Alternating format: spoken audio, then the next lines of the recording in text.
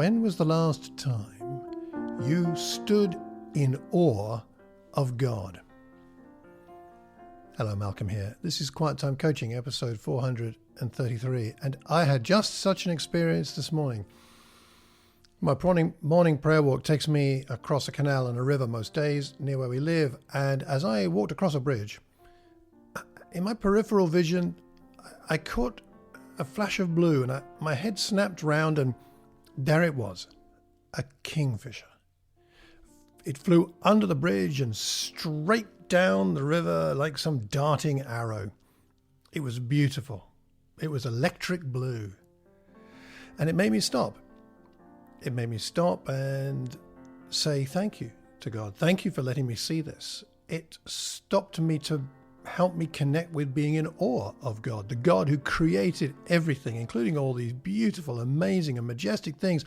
Some things as small and fleeting as a kingfisher disappeared from my sight so quickly, or something so majestic as the ocean or a mountain that doesn't tend to move out of sight very quickly, but creates that same sense of awe.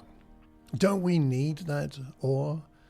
I walked on from that experience this morning with a slightly different spirit in me, because I was now more in touch with who it was that I was talking to in my prayer. I was talking to my awesome God. And this has been on my mind as a theme because of something I went to on Sunday evening. My wife and I went to an event put on by one of our local churches in Watford on Christians and climate change. And I won't go into the details of that now, but suffice to say that part of the evening was a devotional led by one of the people who was organizing the event. And they did that devotional on Psalm 24, verses 1 and 2. It reads, "The earth is the Lord's, and everything in it, the world and all who live in it. For he founded it on the seas and established it on the waters." Those are verses designed to help us to reconnect with the awesome nature of God. This earth is not ours. Certainly it's on loan to us. We're meant to be good stewards of it, and that's part of the point of a meeting about Christians and climate change, but that's for another time. But it belongs to the Lord. It is the Lord's, and everything in it, every insect, every invertebrate, every bird, every fish, every living thing, every plant, every vegetable, every flower, but all who live in it, all the billions who've ever lived and currently live and will live, they are his.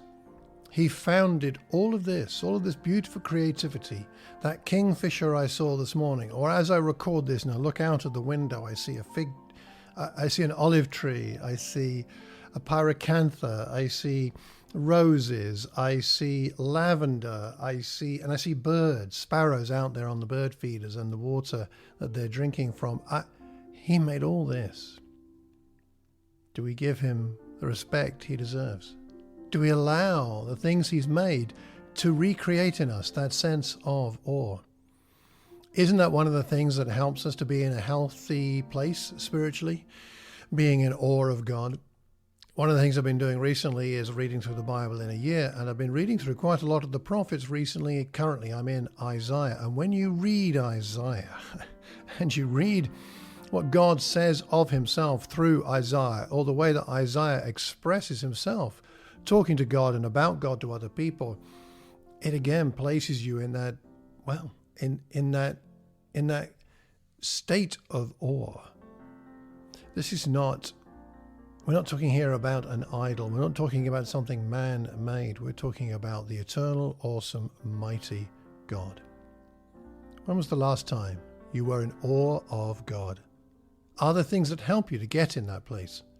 Could you put yourself back in that place? Walk there, see that, read that, experience that, whatever it is that helps you, so that you could be more in awe of God. When we're more in awe of him, we're more in love with him. We're more grateful. We're more impressed by him. And that helps us in our walk. Love to know what you think. Drop me a line. malcolm@malcolmcox.org, and I pray until the next time that you stand in awe of God.